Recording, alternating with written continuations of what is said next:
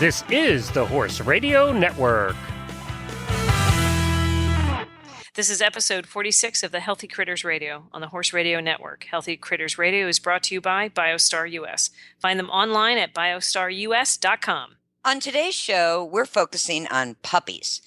We have Karen Quinlin from All Things Possible, a dog trainer, talking about puppy training techniques and ways to raise puppies. In Critter Nutrition, we talk about camelina oil for dogs. Hedwig weighs in on proper puppy training. And in Tigapedia, we discuss what kinds of best puppy treats there are to feed your puppy. And in Coffee Clatch, we go over some do's and don'ts of puppy raising with a sense of humor.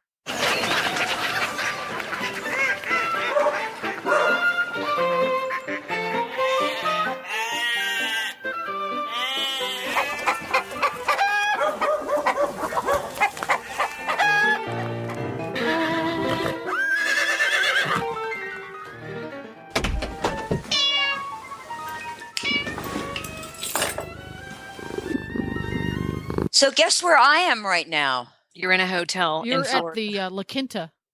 Nope. You're Red Roof Inn. I'm at a dive. You're at the Red Roof Inn. Are you? No, not as bad. No, one grade above the Red Roof Inn. Holiday Inn Express.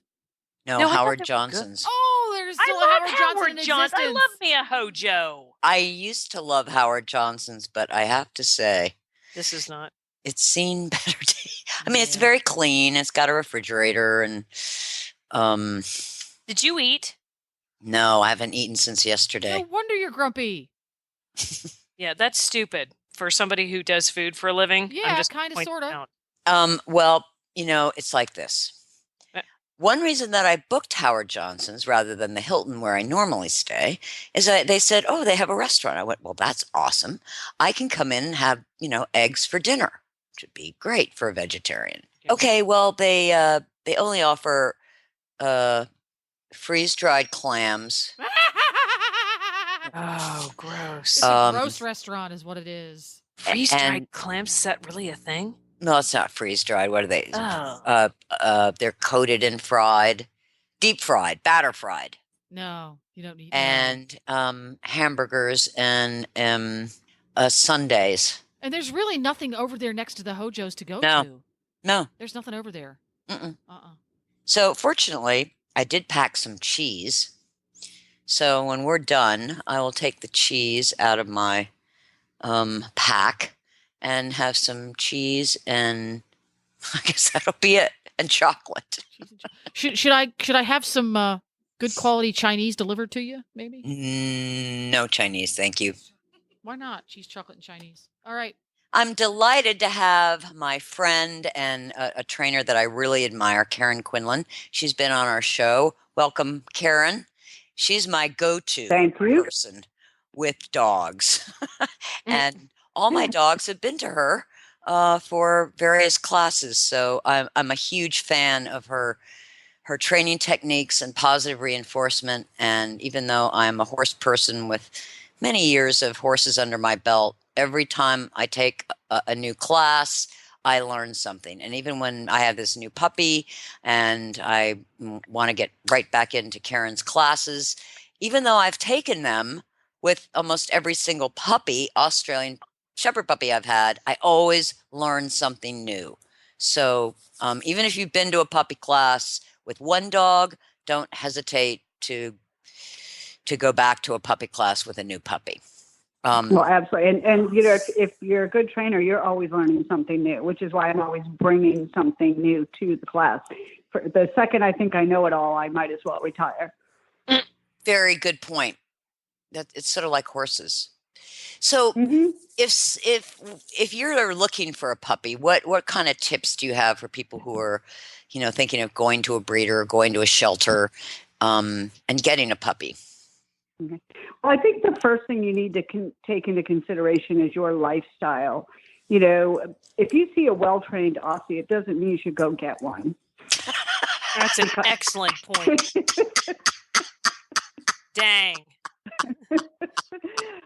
Because that well-trained Aussie is getting their needs met. Same thing. Just because you want to put a Chihuahua in your purse doesn't mean you should get one. So you really have to know what it is you want from the family dog. And my experience is most people really just want a lazy dog. I hate to say that, but most people do. So if you want a family pet, yeah, you need to research your breeds, and you're going to want a low energy breed. Consequently, if you want to do agility and you want to do all of that, fine, look for the Aussie, the Border Collie, but you better be working them. You've got to be working them, or they'll end up in rescue. And there's a lot of dogs in rescue. So first and foremost, research your breed. If you're going to a shelter, it's a Heinz 57. It'll never be what they tell you it is. So that's when you would move. That's when you would move into more of what you're looking for. Now, starting with breeders. If you are looking for a breeder, you want to make sure they have history on every dog they've ever bred, every generation. If it goes back 15, you want to know everything about all of them. Number two, if you cannot see both parents, if there's a reason they're hiding them, you probably don't want the puppy. Good. Number three, if you go where they are breeding several different breeds, you probably want to walk away. Yeah. You want to look for somebody who, and ideally has those puppies in the house too. If you go to a kennel and there's 50 million puppies, you're going to end up with things like dirty puppy syndrome, where they eat poop or they poop and pee wherever because they're desensitized to it. You want a health guarantee from this breeder. You want a guarantee if for whatever reason throughout the lifetime of that puppy it doesn't work, they will take them back, no questions asked. Yep. These are the kind of things that a lot of people don't think of. I've seen people get German Shepherd puppies who become very aggressive and the breeder wants nothing to do with them. And then they're stuck with this dog who ultimately will be euthanized. And that happens more than people would like to think. Number three, never, ever get a puppy shipped to you because you know nothing about that puppy, and they're probably out of the Midwest in the puppy mills, and you don't buy them from pet shops. If you see a dog that you really like, talk to that person. Where did you get this dog? How, find out information. I still think shopping local is a good idea if you're looking for a puppy. Know who they are. Find out from other people who have these puppies. What are these puppies about? When also a good breeder will ask you what your family is like. And they may have 8 puppies of the same breed, but 8 very different personalities. And they can help match what personality suits what you're looking for. Yep. I think that a lot of people who go and see a litter of puppies always feel sorry for the one who's sitting back in the corner. If you have kids in a family, you don't get the puppy that's sitting back in the corner. They don't want to be a part of things, nor do you necessarily want the one that comes charging at you, biting on your fingers and carrying on. Unless you're high driven and you want, a puppy with high energy because we're going to work that puppy. Again, that's not most people. So you want the kind of dog that you go up and you pet them and they kiss on you and then they go in, they go play, and maybe then they come back. So you don't want obsessive or the one sitting the wallflower, which is sad. Somebody's got to take the wallflower, and that's why trainers have so many dogs. But it's not what you want for your family. So again, know what you're getting. Also, you might want to question the breeder. If you have a breeder who still thinks it's okay to flip a puppy on their back and pin them until they stop biting you, you probably don't want that puppy because that puppy is going to have major issues.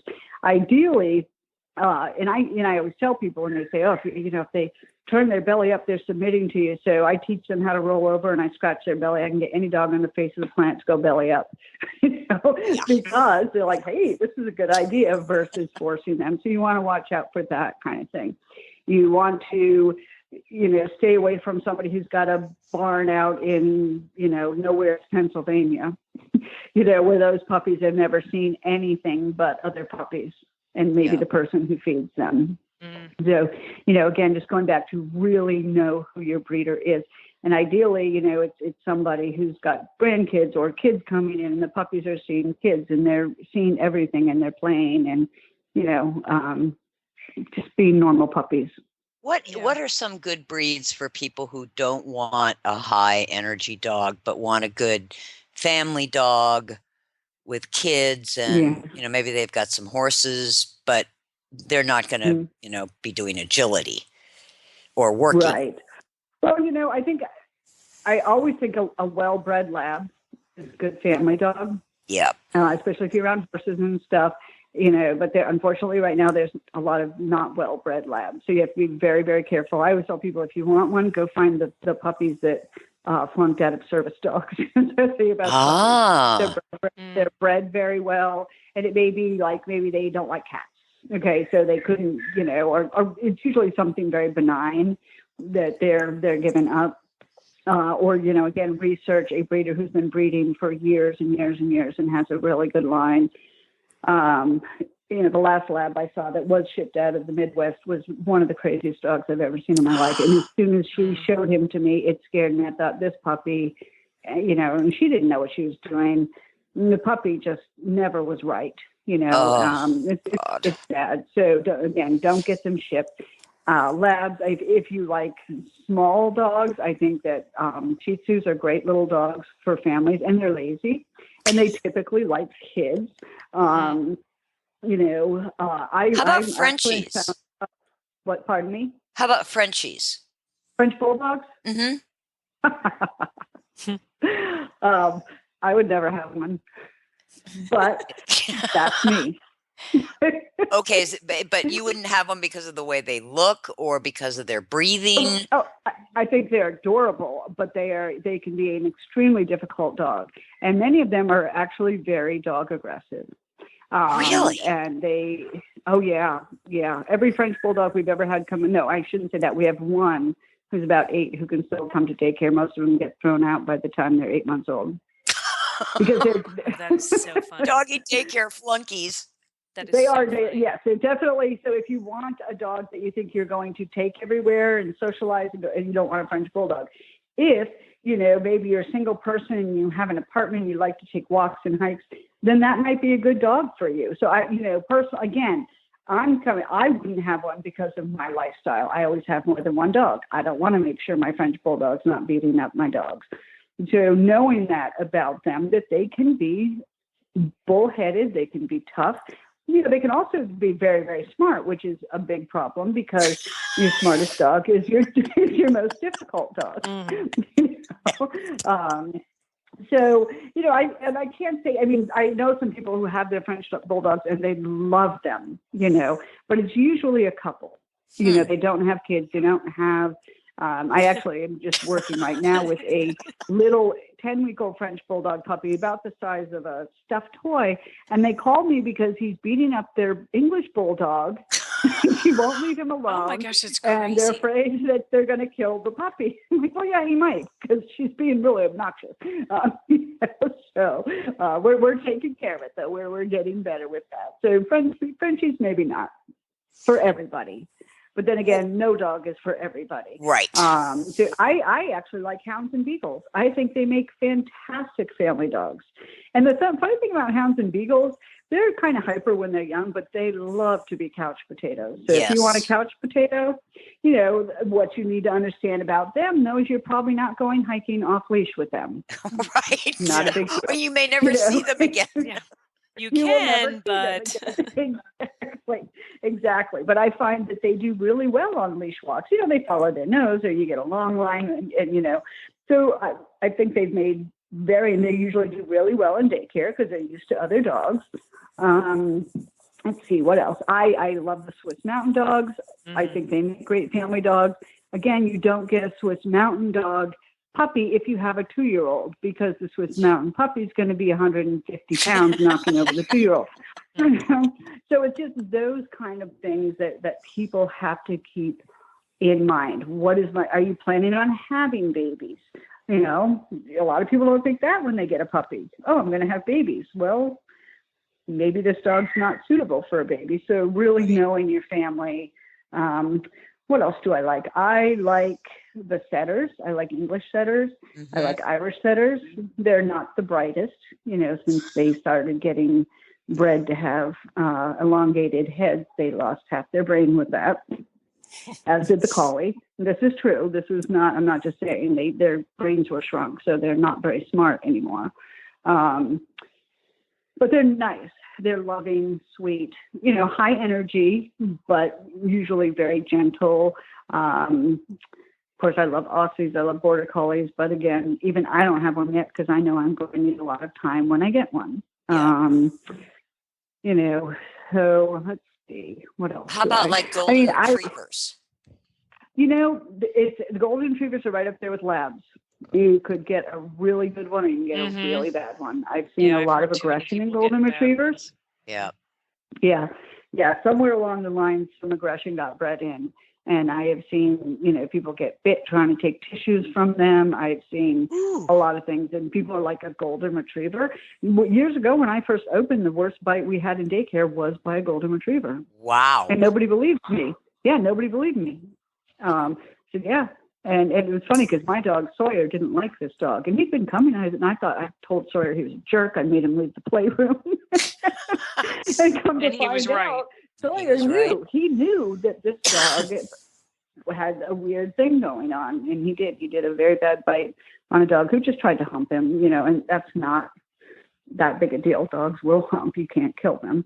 So anyway, I digress. But these are the things that. Going down memory lane here.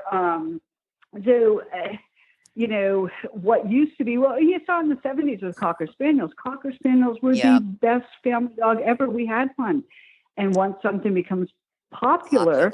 And then they became crazy resource guarders. They were the worst biters ever, the Cocker Spaniels.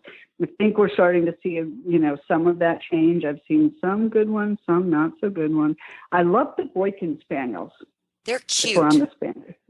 They are cute, smart, gentle. I have one in my class right now, which is why he just came to mind. Everyone that I've worked with has been phenomenal.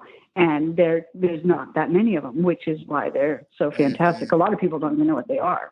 I'm a little bit nervous because I'm seeing more of them, you know how that goes. Yeah. But for now, I think that's a really good breed for a family. The Boykin Spaniels, if you're looking for breeds. I've had some of my best success with mutts. Yeah. Personally, my Rottweiler hound, Dana, you've heard me talk about her. My best dog ever on the face of the planet, Pokey. God knows what he is. Will do anything for me, anything on the face of the planet. Yep. So, I've had a little bit of both. So I would never rule out a mixed breed. If ideally you can get them as puppies. If not, there's some great ones at the shelter, or an older dog. I know we're talking puppies, but I'll tell you what, I learned, go get the old dog. They'll just hang out with you, happy to have a couch and some food. In terms of, bringing a puppy into your house, what would be your top 3 or 4, tips for starting your life with a puppy? Well, it's very interesting. As oftentimes happens to me, I, think back to what I did and lately people have been saying, I can't sleep. This puppy keeps me up all night. So for the past probably 2 or 3 years, I've said, well, put him in your bed. And they look at me like, what? Put him in your bed. And they do. And they call me the next day and they say, thank you. Thank you so much. The puppy slept all night. They didn't get up to pee. We had well, lo and behold, don't you know, some great trainer just put this out in an article. I was so mad. This happens to me every time. So, I do recommend that if and there are some people who don't want their dogs in their bed. I get that. The worst thing that people can do, though, and I see this happen all the time, they buy a crate, they put the puppy in the basement, they sleep on the third floor. God, and they wonder why they have separation anxiety. Oh, yeah. So at the very least, at least put the crate in the room where you can drop your hand over and let them smell it and that kind of thing at night. But do not abandon them because they're whining and you don't want to hear it because you will create so many issues. The other thing, and it's only a matter of time before somebody comes out famous and says this, but I have been saying for a long time, not every dog can and should be crated. I think crates have caused as many issues as they have solved. Yeah. And people are bound and determined. So it says you have to crate them. And then the dog is chewing and ruining their mouth. And then you can't put them in anywhere because they get this true phobia. Yep. So again, it was one of these great ideas. Well, wolves used to go in dens. Let's put our dogs in crates. Come on. I mean, did you ever crate a dog growing up, Tigger? Never. Ever. Never. Nope. No, we had little puppy boxes, and then they flopped out of them, and that was that. So many times people jump on the bandwagon of what's popular, and personally, I think this is why we're seeing so many behavioral problems. We have not allowed them to be dogs. Yep. And so. If you want to get a crate, fine, get a crate. Maybe think about leaving the crate open. Or, I'm a huge fan of the X pens. I think the X pens I love are nice the X pens. Yeah. That you can put their toys, their blankets, a pee-pee pad. So at least they're learning to at least go on that. And they have space. And we're not locking them away in a den. Mm-hmm. And the one thing they forgot, too, is the dens also had their whole family in there with them. Exactly. Right. You can't just take them from everything. And just... Yes. Yeah. So, that, obviously keep, the other thing people don't realize with puppies is if you have a baby, you're going to baby proof that house. When you have a puppy, guess what? If you don't want your shoes chewed, don't leave them out. It's as simple as that. Sometimes people make it so much more. And I've had people call me, how do I get them to stop chewing my shoes? Put them in the closet. How do I get them to stop drinking out of the toilet? Close the lid. It's so much of it is common sense. Yeah. How do I get them not to be in the garbage? Put baby locks on. That's what I did because my Dana could open up a refrigerator. She could open up anything. I had to put baby locks on it. End of that. So it's puppy proof this house. Make sure they have things. And most importantly, make sure they have things to chew on. And what I mean by that is a lot of people all say, well, what does your dog have to chew on? And they show me a whole box full of toys. Well, no, that's not exactly what I meant. Raw bones, bully sticks, chicken feet, real food items, no nylobones, anything, raw hides, don't need any of that. Good. How do you like bully sticks? I love bully sticks, not personally, but my dogs do.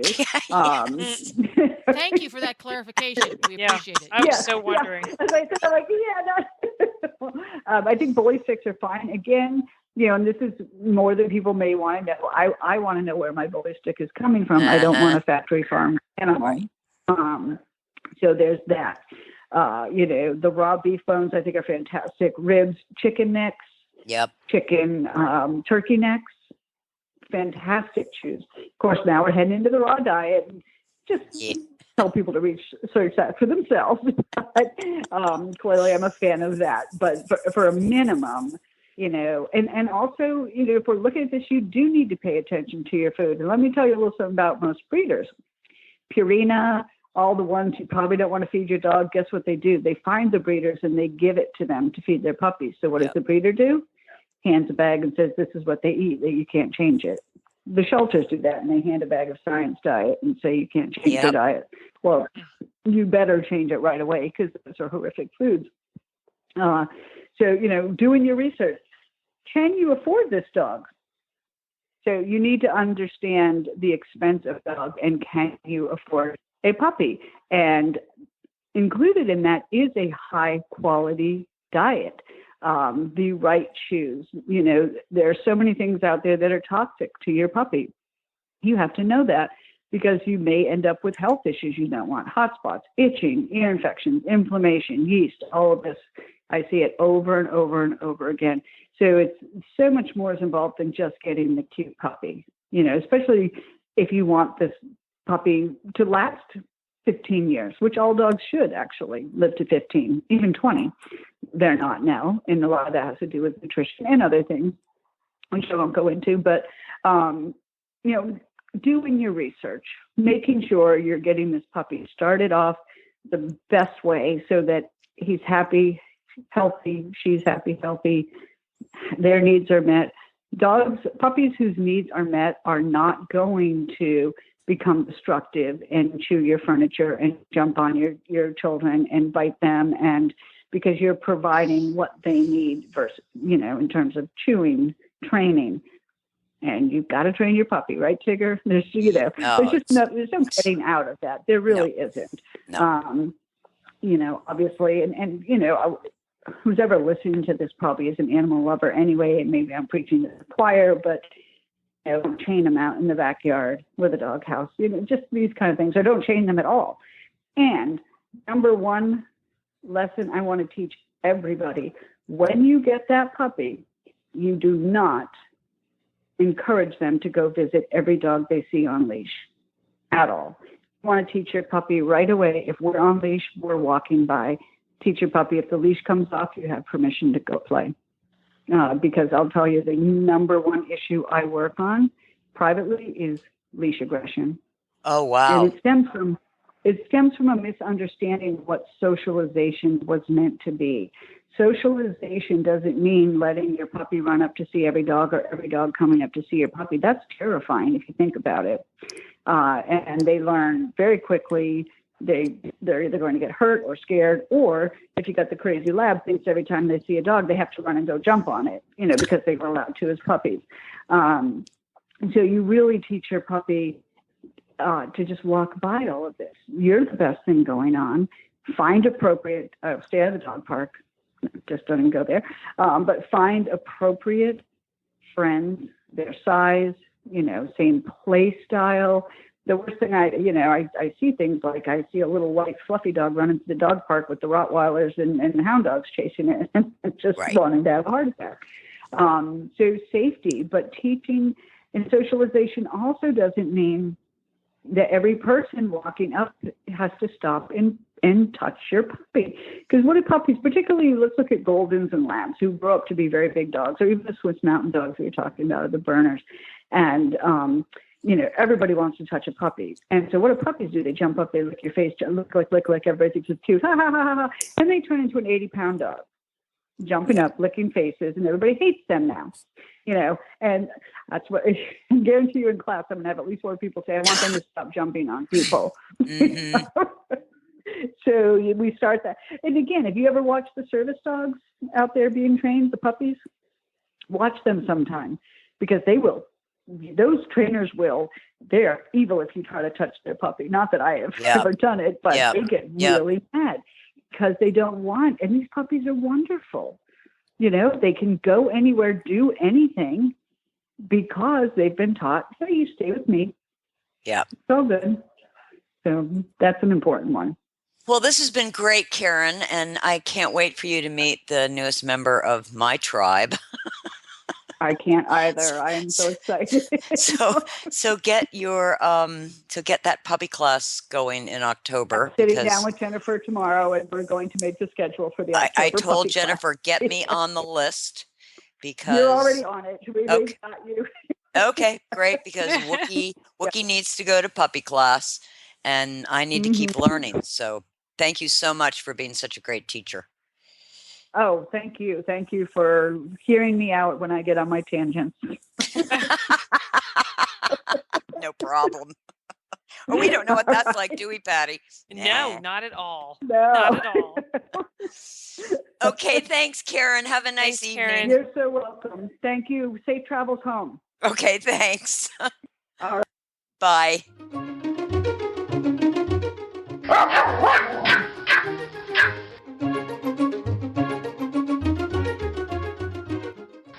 Hello.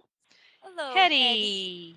Hello, humans. Tigger and Patty and Jennifer human. Hello. Hello. How are you, Hetty? Well, I had a long day, but I'm trying to be cheerful. It's been very rainy here. Oh, we hate to hear that. Well, my fur is all fluffy.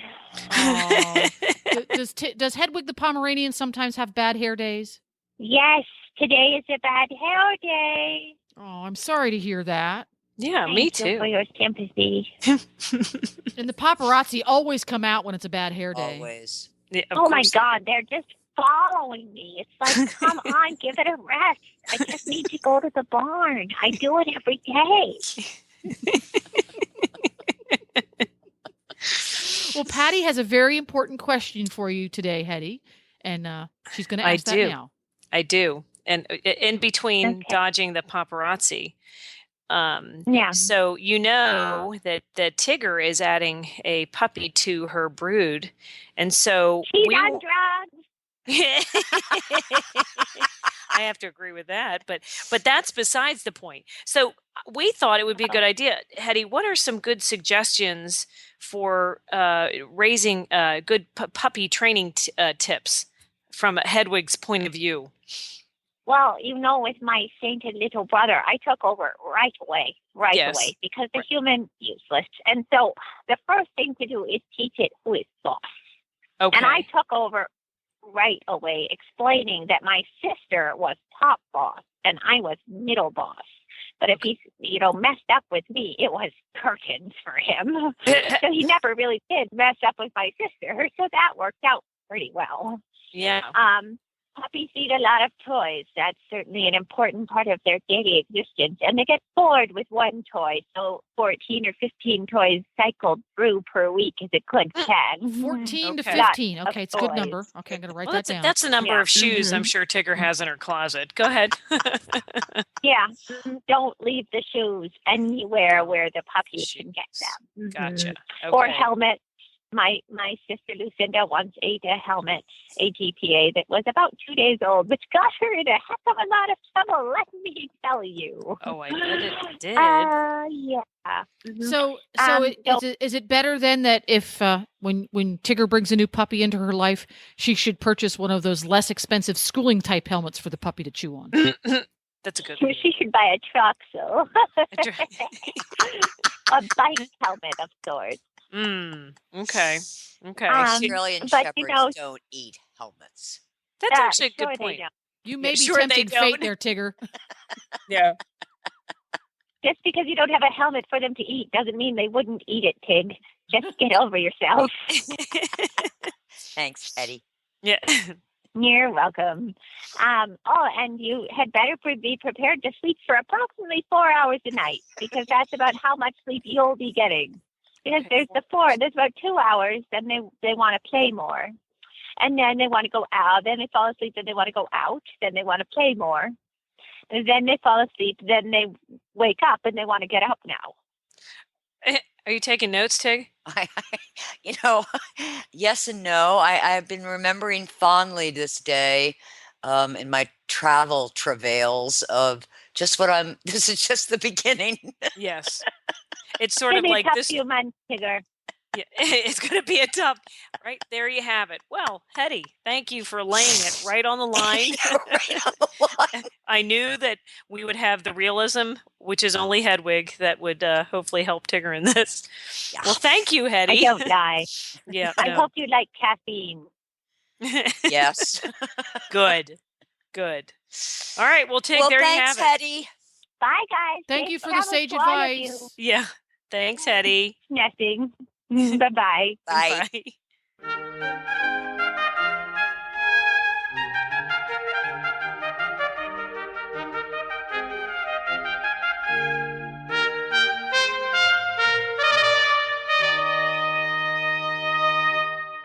We are now at the Tigopedia section of the show, and I thought it would be a fantastic idea because of what Tiggy is doing currently, is adding a new puppy to her brood. And I just wanted to know the best training treats for puppies. So, as you might imagine, I'm a little unconventional when it comes to treats, but I do, and Hedwig will appreciate this, I do introduce cheese early. Little bits of, and I'm a snob, so it's Havarti or, it's a good cheese, not a crappy cheese. Yeah. I know Karen uses hot dogs, but being a vegetarian and not being so thrilled with what's in hot dogs, that's not one of my favorites, but I do like Stewart's liver treats. You can get them on Amazon, and it's just pure dehydrated liver. Oh, good. Okay. And dogs generally always love liver. They love liver. And if your dog is really, really small, it's very easy to break off a tiny piece as a training treat. I'm a big believer in clicker training with puppies. particularly with Australian Shepherds, so that you immediately teach them to focus on you. And I use the clicker to do that when they're about, I don't know, 3 or 4 months old. I introduce Biostar's liver treats, which have coconut meal in them and flax, so they're a little bit more whole food than just liver. I do a little raw hamburger or bison. That always goes over great. Yeah. I do not buy dog cookies. I'm not a big fan of things that have a lot of junk in them. So I keep it really simple. And, there'll be a point with this puppy that she'll get some pieces of carrots and frozen string beans and apple, just so you can introduce some other healthy foods. Okay. All right. And these are all really good suggestions. And I've always been a big fan of doing the liver and whatnot. But do you ever have any trouble getting the puppies to eat liver? I mean, that's never. Yeah. Okay. And what they about smell cucumbers? It and they go crazy. I bet they do. So when you do the clicker training, when do you introduce that? Like this puppy is 10 weeks tomorrow. And as soon as I get her home and out of Florida and the hurricane tomorrow, we'll start clicker training. And the first thing that I teach is, watch me, focus. And I point to my eye, click. When she looks at me, then she gets a treat. Awesome. Clicker training is a pretty cool thing. It's really cool. Now I don't train everything that they do with a clicker, but I think it's a great way to start puppies. Yeah, it's a good bridge, especially, yeah.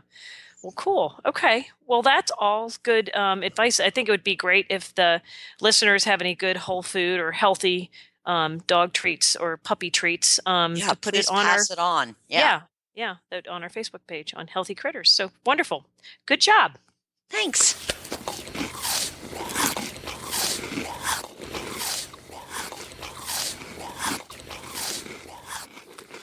And now we're at Critter Nutrition, and I actually enlisted the aid of my faithful Australian Shepherd, Kemosabe, whose book will be coming out December 1. And he wanted to write about camelina oil. So I am reading his blog and sharing it with you all. Oh, thanks, Kemosabe. He's such a giver. He is a giver. It was Buckaroo who discovered the wonders of camelina oil for canines. Like other important explorers in history, he came upon the discovery quite by accident, or should I say, because he followed his nose and his stomach. He was sniffing around the feed room, as he usually does when our human is in the stalls with the horses, hanging the feed buckets, giving more hay, checking water. It is the perfect time for a canine reconnoiter of the feed room. Did she leave a bulk container of Optimum EQ open? Did she forget to close the tummies bag? What Buckaroo discovered with his keen nose was that the pump on the camelina oil bottle was leaking. Drip, drip, drip.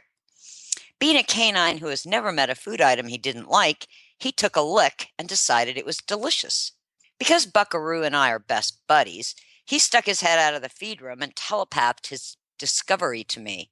I sauntered into the room, casually, of course, because the human would surely suspect something was up if I just ran in there. With his nose, Buckaroo pointed to the dripping bottle on the floor. I took a lick, then another, then another. Okay, my turn, Buckaroo said. I sniffed around the bottle and realized that if we didn't keep licking the camelina oil, it would land on the floor, and what a mess that would be for our human. We were doing her a favor. At that point, the pest, a.k.a. Crockett, trotted into the feed room, saw what we were doing, and wanted to lick some too. When I told him to wait his turn, he started to bark. Seconds later, our human marches into the feed room and catches Buckaroo's tongue on the pump. The familiar phrase, "leave it," was about to launch from her lips when all of a sudden she cocked her head and mumbled, Camelina oil is derived from the camelina plant, also known as false flax and German sesame. It has been cultivated in Europe for at least 3,000 years and was commonly used as lamp oil. After World War II, farmers were encouraged to grow more corn and eventually soy, and camelina fell out of use. Over 15 years ago, NASA took an interest in camelina oil as a possible biofuel. The nutritional research showed that camelina oil provides an ideal ratio of omega-3 to omega-6 fatty acids, 2.2 to 1. Camelina also contains omega-9 fatty acids, which play an important role in the inflammation response, reduction of insulin resistance, and improved immune functions. Foods that typically contain omega-9 fatty acids include olive oil, avocados, almonds, peanuts, sesame oil, pecans, pistachio nuts, macadamia nuts, and cashews. One of the most unique features of camelina oil is that it is one of the richest plant sources of vitamin E, including alpha, beta, and gamma tocopherols. Salmon oils only provide alpha and gamma tocopherols, and flax oil provides some gamma tocopherols. Because camelina oil provides more of a complete complex of vitamin E tocopherols, it is a super nutritious oil to feed. Vitamin E for dogs is essential for muscles, the circulatory system, and healing from injury. It is necessary for the health of the skin, heart, and liver. Vitamin E is an important antioxidant that protects cells from free radical damage. Other benefits of camelina oil is that it's cold pressed, not solvent extracted, so as to maintain the integrity of the oil and the vitamin E it contains. Unlike flax oil, which is very unstable and goes rancid easily, camelina is extremely stable without refrigeration and can withstand temperatures of over 200 degrees, and dogs love the taste. When to feed camelina oil. It's important to add oils such as camelina and flax to the diet when you feed poultry, such as chicken, duck, or turkey, as these are very low in omega-3s. Even if you feed a commercial kibble, adding additional healthy oils supports a healthy coat, skin, and immune system. It's important to rotate the proteins you give your dog. If you feed bison for breakfast, add hemp oil, because ruminant proteins such as bison and cow have plenty of omega-3s but are low in omega-6. If you feed chicken or turkey, add some camelina oil for its high omega-3s to balance the high omega-6 content of poultry. Thank you, Buckaroo. Because of his reconnaissance mission and his nose, the Aussie tribe now gets to have camelina oil on a regular basis. Unfortunately, our human replaced the leaky pump, so we can't grab a camelina snack in the feed room anymore. Real horses and real dogs are healthier, perform better, and recover more quickly on real food. That's why Biostar empowers horse and canine owners with 100% whole food nutrition, supplements, and feeding programs. Biostar products are made at their own certified non-GMO facility in Gordonsville, Virginia, using real fruit ingredients that are raw, freeze-dried, or dehydrated, never cooked, and are free from artificial flavors, colors, soy, corn, wheat, and molasses. The Biostar product line includes a wide range of whole food, horse and dog supplements, treats, and unique artisan poultices that embrace the ancient and traditional uses of clay and plants. Visit biostarus.com today and learn about whole foods and canine and equine nutrition so you can make the best decisions about the care and health of your horses and dogs. That's biostarus.com. Whole food nutrition the way nature intended.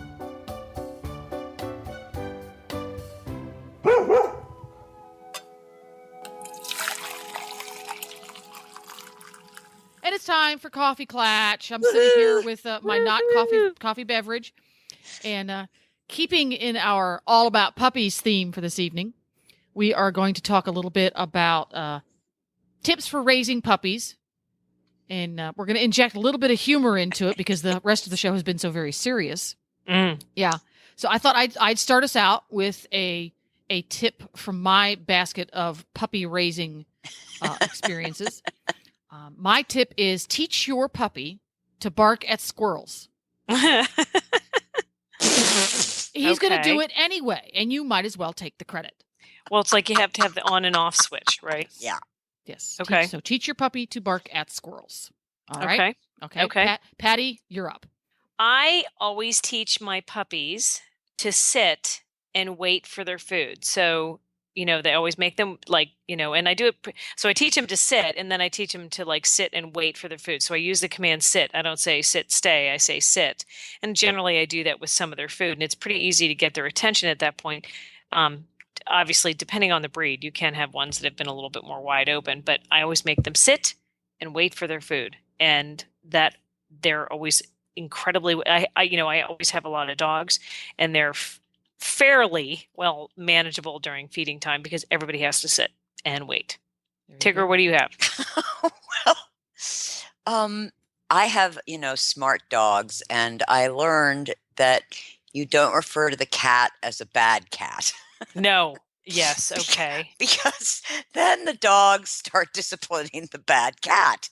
Oh no. And they don't, bite him or anything, but I learned that a very hard lesson when I was referring to a cat as a bad cat, and those dogs just sprung into action like, where? We're gonna get it. We're gonna round him up for you. And I went, okay, this is okay. Not a great Whoopsie. idea. Whoops. So bad cat is no longer in the lexicon. Yes, that's out. Yeah, that's out. That's totally out. And of course, puppies will do what the adults do. So yep, you're just teaching your puppy. Yeah. Totally. Jennifer? My next one is, this is a holiday tip. No brandy. Yeah. No eggnog. No eggnog. Yeah. During the holiday season, be sure to rely on raw bones for your puppies to chew on, because it will discourage your irritating, see them once a year, non-pet friendly family from visiting. Very good. They see those big old raw knuckle bones sitting on the living room floor. They're out of there. Yeah, that's true. Absolutely. Well, and I have to say, because that was my next thing that I was going to say, is that I always go and get raw bones when I have company over. And I do, I put them all in their crates with the bones because it keeps them very nice and quiet. And they're very well behaved, and they love going in their crates when they have these nice bones to themselves. So similar thing, but for different reasons. But I guess I could use it with the family. Well, Good thinking. Now I know. If I come to visit Patty and her dogs are outside the crate with their raw bones, now I know. Yeah, if they're inside the crate, I'm welcome. If they're outside the crate, not so much. It's kind of like the pineapple thing in the old plantation days, There we go. How about you, Tig? Well, this is on a more serious note. No choke collars on puppies. Ooh, bad idea. I don't even like them on dogs, but dogs that are being shown are on those slip choke leads when in the show ring. But I'm really anti choke collars in general. And definitely not for puppies. And I think these new, these harnesses are, for a lot of puppy breeds, really a way better way to go than putting a collar around their neck when they're young, and then they run off and they jerk against that collar around their neck. And I think those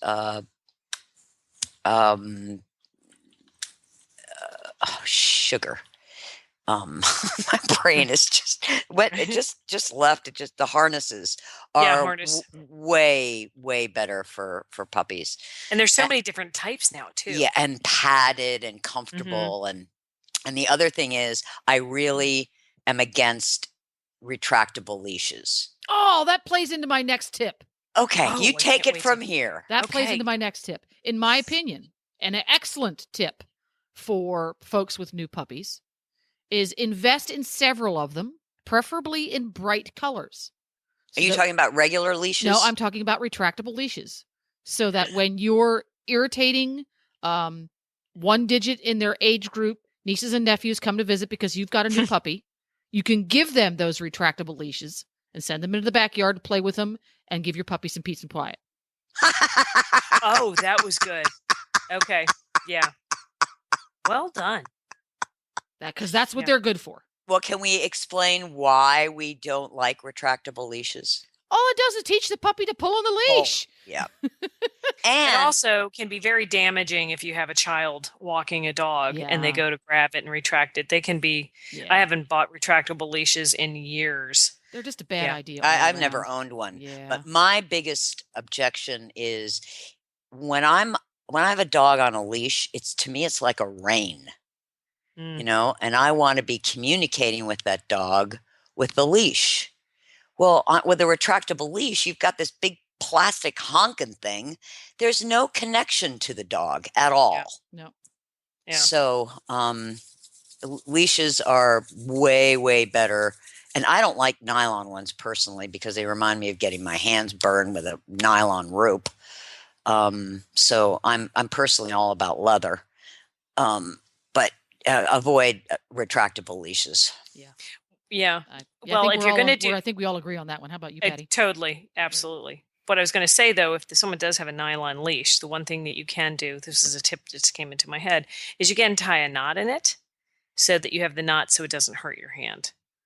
You take it and just, because I have a couple leashes there. I don't think they may be cotton or nylon, but I've had a couple puppies and I just tied a knot so it wouldn't slip through my hand, so you can hold on it to that way. That's something just to think about with those leashes, because not everybody can go out and find a leather leash. And if you have some, you can always tie a knot and make it easier. Do you remember those like plastic ones we used to have years ago? They were like white and they'd be like have threads of blue through them. Do you remember those? You would get them sometime. Oh, I know. If I found one, you'd be like, "Oh my gosh, I haven't thought of those." Oh, but they were truly they were like a nylon plasticky rope kind of stuff. Absolutely. Yes, I remember those. They were horrible. Yes, it's horrible. You would get so excited because you have your new dog and you'd have your new plastic leash, and then it would rip out of your hands, and you'd be like, "Crap." Yeah. There we go. So the last tip that I have is when traveling with your new puppy. Especially, I always take my dogs to the barn and stuff with me, is you absolutely positively have to have them crated in something that is secure in the back of your car.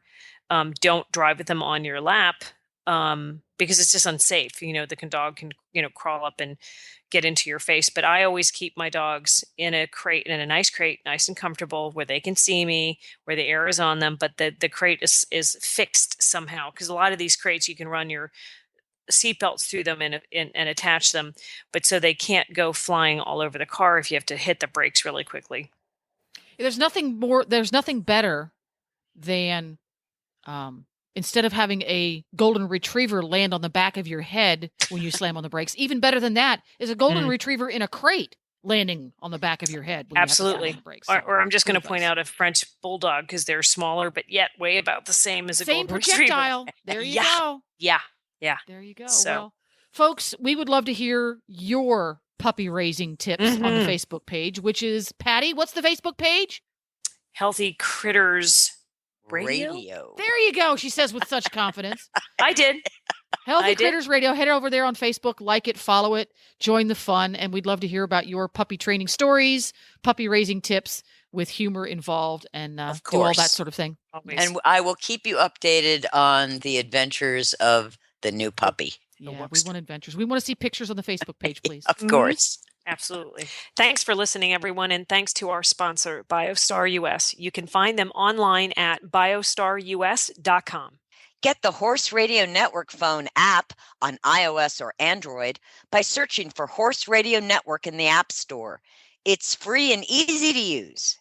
For details about today's show, go to healthycrittersradio.com, where you can find links, photos, and more information about our guests. As always, we love your feedback. Please follow us on Facebook under Healthy Critters Radio. Be sure to visit all the great shows on Horse Radio Network at horseradionetwork.com. Love your dog. Hug your horse. Feed your chickens. Clean your litter box. Dance with your goat. Slither with your snakes. Howl at the moon. Hang with your hamster. Party with your parrot. Waddle with your walrus. Outwit your otter. Cuddle your cows. Rap with your raptor. Go chipping with your chipmunks. Forgive your fox. While hedging your hog.